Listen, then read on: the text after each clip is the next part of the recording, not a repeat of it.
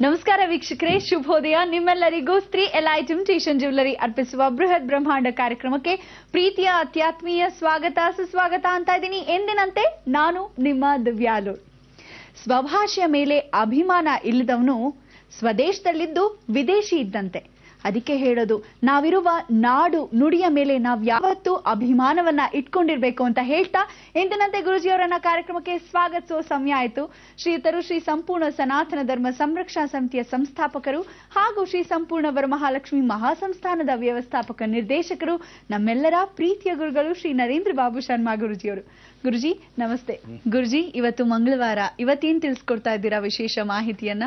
ಎಲ್ಲ ವೀಕ್ಷಕ ಬಾಂಧವರಿಗೆ ಪರಿಪೂರ್ಣವಾದ ಸ್ವಾಗತ ಸುಸ್ವಾಗತ ನಿಮ್ಮೆಲ್ಲರ ಬ್ರಹ್ಮಾಂಡ ಲೋಕಕ್ಕೆ. ಇವತ್ತು ಒಂದು ವಿಚಾರವಾಗಿ ಮಾತಾಡ್ತಕ್ಕಂತಹದ್ದು ಸಾಕಷ್ಟು ಜನಕ್ಕೆ ಗೊತ್ತಾಗಬೇಕಾದ ವಿಚಾರ ಏನು ಅಂದ್ರೆ, ಜಗತ್ತಲ್ಲಿ ಪ್ರತಿಯೊಬ್ಬ ಮನುಷ್ಯ ತಾನು ಹೀಗೆ ಇರಬೇಕು ಅಂತ ನಿರ್ಧಾರ ಮಾಡಿರ್ತಾನೆ ಭಗವಂತ. ಎಲ್ಲರನ್ನೂ ಡಾಕ್ಟರ್ ಮಾಡಲ್ಲ, ಸಾಧಾರಣವಾಗಿ ಎಲ್ಲಾರನ್ನೂ ವಾರ್ಡನ್ ಬಾಯ್ ಅಂತ ವಾರ್ಡ್ ಬಾಯನ್ ಮಾಡಲ್ಲ. ಎಷ್ಟೋ ಜನಕ್ಕೆ ಮೇಟ್ರನ್ ಅಂತ ಹೇಳಿ ಅವಳನ್ನ ಯಾವುದೇ ಕಾರಣಕ್ಕೂ ಎಲ್ಲಾ ಕಾರಣಕ್ಕೂ ಎಲ್ಲರನ್ನೂ ನರ್ಸೇ ಮಾಡಿರ್ತಕ್ಕಂಥ ವಿಚಾರ ಅಲ್ಲ.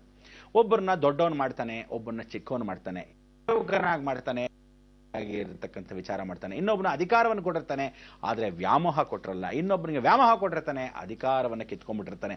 ಹೀಗೆ ಅವನ ಲೀಲೆಯಲ್ಲಿ ಎಷ್ಟೋ ಕಾಲಕ್ಕೆ ತಕ್ಕಡಿಯಲ್ಲಿ ತೂಕ ಹಾಕ್ದಂಗೆ ಇರ್ತಾರೆ.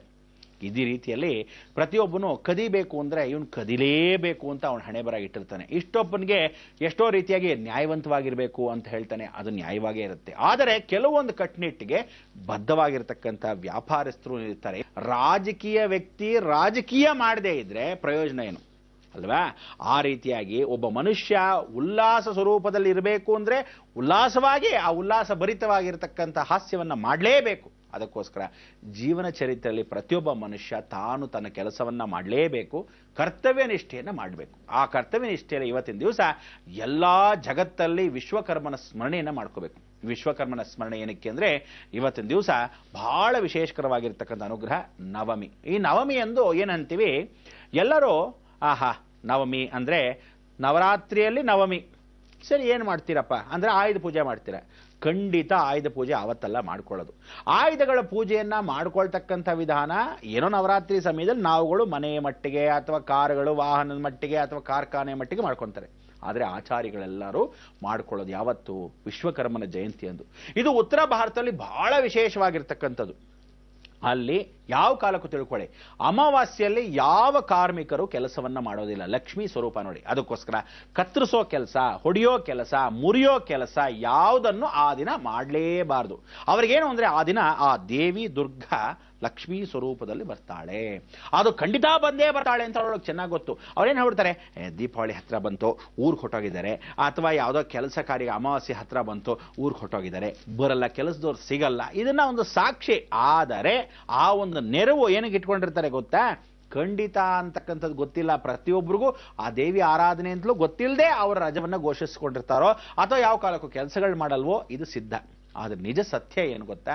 ಪರಿಪೂರ್ಣವಾಗಿ ಒಬ್ಬ ಆಚಾರಿ ತಾನು ತನ್ನ ಕೆಲಸವನ್ನ ಮಾಡ್ತಕ್ಕಂಥದ್ದು ಮಾಡಲೇಬೇಕು. ನಾವು ಅಮರಶಿಲ್ಪಿ ಜಕಣಾಚಾರ್ಯ ಅಂತ ಶಿಲ್ಪತ್ವದಲ್ಲಿ ಹೇಗಿದ್ರು, ಆಚಾರಿ ಕೆಲಸಗಳಲ್ಲಿ ಅಂದ್ರೆ ಬಂಗಾರ, ಬೆಳ್ಳಿ, ತಾಮ್ರ, ಪಂಚಲೋಹ ವಿಗ್ರಹಗಳ ಶಿಲೆಗಳನ್ನ ಈ ರೀತಿ ಮಾಡ್ತಕ್ಕಂಥವ್ರು ಬಹಳ ಉನ್ನತವಾಗಿರ್ತಕ್ಕಂಥವನು. ಯಶೋ ಕೀರ್ತಿಯನ್ನ, ಅದರಲ್ಲೂ ಅಥರ್ಣಶೇಷ ಬಹಳ ಕಲ್ತಿದ್ದ, ದೇವಿ ಉಪಾಸನೆ ಬೇರೆ ಮಾಡ್ತಿದ್ದ.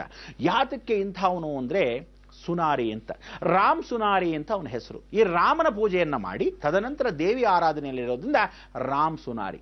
ಸುನಾರಿ ಅಂತ ಹೇಳಿದ್ರೆ ಯಾಕೆ ಹೆಸರು ಅಂದ್ರೆ, ಸುನೋರೇ ಪಪ್ಪಿ ಅಂತ ಹೇಳಿ ಆ ಭವಂತ ಸ್ವರೂಪವಾಗಿ ಕೃಷ್ಣ ಲೀಲೆಯನ್ನ ಅವಳು ಹೇಳ್ತಾ ಇದ್ಲಂತೆ. ಯಾರು? ಆ ರುಕ್ಮಿಣಿ. ಆ ರುಕ್ಮಿಣಿಯನ್ನು ಹೇಳ್ತಾ ಇದ್ದಾಗ ಮೀರಾ ಹಿಂದೆನೇ ಈ ಸಂಗೀತ ಕೊಟ್ಟೋಗಿದ ಕೃಷ್ಣನೇ ಮತ್ತೆ ಇವನು ಸುನಾರಿ ಅಂತ ಕರೆಯುದು. ಅಂದ್ರೆ ಕೃಷ್ಣ ರಾಮನ ಇಬ್ಬರೂ ಸೇರಿಸಿ ನಾನು ಹೆಸರನ್ನ ಇಡಬೇಕು ಅಂತ ಅವ್ರ ತಾಯಿಗೆ ಒಂದು ಆಸೆ ಇತ್ತು. ಅದಕ್ಕೆ ಸುನಾರಿ ಅಂದ್ರೆ ಕೃಷ್ಣನ ಇನ್ನೊಂದು ಹೆಸರು. ಅದಕ್ಕೋಸ್ಕರ ಅದಕ್ಕೆ ಆ ರಾಮ ಸುನಾರಿ ಅಂದ್ರೆ ರಾಮನ ಹೆಸರು ಆಯ್ತು, ಸುನಾರಿ ಅಂತ. ಅದಕ್ಕೆ ರಾಮ ಸುನಾರಿ ಅಂತ ಅರ್ಚಕನಿಗೆ ಅಂದ್ರೆ ಆಚಾರ್ಯನಾಗಿರ್ತಕ್ಕಂಥವನು, ದೇವಿ ಪೂಜೆ ಆಗಿರ್ತಕ್ಕಂಥವನು, ಒಳ್ಳೆ ಸಾನ್ನಿಧ್ಯ ಇರತಕ್ಕಂಥವನಿಗೆ ಒಂದು ಹೆಸರು ನಾಮಕರಣವನ್ನು ಮಾಡಿದ್ರು. ಬಹಳ ಸಂತೋಷ.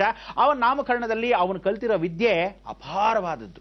ಇವನು ಮಾಡ್ತಾ ಇದ್ದ ಕೆಲಸದಲ್ಲಿ ಅಕ್ಬರ್ ಕಳಿಸ್ತಾನೆ, ಯಾರಲ್ಲಿ ಕರೆಸಿ ರಾಮ್ ಸುನಾರಿನ ಅಂತಾನೆ. ಬಹಳ ಸಂತೋಷ. ರಾಮ್ ಸುನಾರಿಗೆ ಹೇಳಿ ಕಳಿಸ್ತಾರೆ. ಬಾಗಜ್ ಭಟ್ರೆಲ್ಲ ಕರ್ಕೊಂಬರ್ತಾರೆ. ಬೀರ್ಬಲ್ ಒಳ್ಳೆ ವಿರಾಜಮಾನ ಇರ್ತಾರೆ.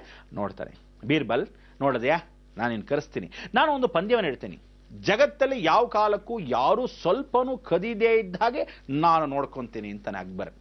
ಅದು ಹೇಗೆ ಪ್ರಭು? ಖಂಡಿತ ಕದ್ದೆ ಕೈತಾನೆ, ನಮ್ಗೆ ಗೊತ್ತಾಗಲ್ವೇ? ಇದೇನೇ ಇರಬಹುದು, ಒಂದು ಕೆಲಸ ಮಾಡು, ನಾನು ಒಂದು ದೇವಿ ವಿಗ್ರಹವನ್ನು ಪ್ರತಿಷ್ಠಾಪನೆ ಮಾಡಬೇಕು ಅಂದ್ಕೊಂಡಿದ್ದೀನಿ. ಪ್ರಭುಗಳು ತಾವು ಅಕ್ಬರ್ ಆಗಿರ್ತಕ್ಕಂಥವ್ರು, ಮೊಘಲ್ ರಾಜರು, ಈ ಥರ ಒಂದು ಹಿಂದೂ ಸಂಪ್ರದಾಯದ ಒಂದು ವಿಗ್ರಹ ಅಂತ. ಬೀರ್ಬಲ್ಲು ತಾಯಿ ಆಸೆ ಪಟ್ಟಿದ್ರು. ಬೀರ್ಬಲ್ ಚಿಕ್ಕ ವಯಸ್ಸಿಂದ ಬಂದಿರತಕ್ಕಂಥದ್ದಲ್ಲಿ ಅವರೊಂದು ದೇವಾಲಯ ನಿರ್ಮಾಣ ಮಾಡಬೇಕು ಅಂತ. ಬೀರ್ಬಲ್ಲು ಬಂದಾಗ ನನ್ನ ಆಶ್ರಮಕ್ಕೆ ಅಂತ ನನ್ನ ರಾಜ್ಯಕ್ಕೆ ಸೇರಿಕೊಂಡಾಗ ಬಹಳ ವಿಶೇಷವಾಗಿರ್ತದೆ. ಆದರೆ ದೈವಭಕ್ತಿ ನನಗೂ ಒಂದು ಸ್ವಲ್ಪ ಇದ್ದ ಮಟ್ಟಿಗೆ ಅದಕ್ಕೆ ಮಾಡೋಣ ಅನ್ಕೊಂಡಿದ್ದೀನಿ. ನೀನೇನು ಮಾಡ್ತೀಯ ಅಂತ? ಖಂಡಿತ ಮಾಡ್ತೀನಿ. ನೀನು ಯಾವ ಕಾಲಕ್ಕೂ ಎಲ್ಲೂ ಹೋಗದೆ ಇದ್ರು ನಿನ್ನ ಯಾವ ಕಾಲಕ್ಕೂ ಬರುವಾಗ ಹೋಗಬೇಕಾದ್ರೆ ಚೆಕ್ ಮಾಡಿ ಕಳಿಸ್ತೀವಿ, ಪರಿಪೂರ್ಣವಾಗಿ ಪರಿಶೀಲನೆ ಮಾಡಿ ಕಳಿಸ್ತೀವಿ. ಗುಪ್ತವಾಗಿ ನೀನು ಮಾಡೋ ಕೆಲಸ ಯಾರೂ ಕಾಣಬಾರ್ದು. ನೀನು ಮಾಡೋ ಅಂಥ ಕೆಲಸ ನನ್ನ ರಾಜ್ಯದಲ್ಲೇ ಮಾಡಬೇಕು, ದಿನ ಬರಬೇಕು, ಮಾಡಬೇಕು, ಹೋಗಬೇಕು. ಈ ಥರ ಮಾಡ್ತೀಯಾ ಅಂತಕ್ಕಂಥ ವಿಚಾರ ಮಾಡ್ತಾರೆ. ಹೌದು ಪ್ರಭು, ತಾವು ಹೆಂಗೆ ಆಜ್ಞೆ ನಡೆಸ್ತಿರೋ ತಾವೇ ಪ್ರಭುಗಳ ದನಿಗಳಾಗಿರೋದ್ರಿಂದ ನಾನು ಖಂಡಿತ ಪರಿಪಾಲನೆ ಮಾಡ್ತೀನಿ.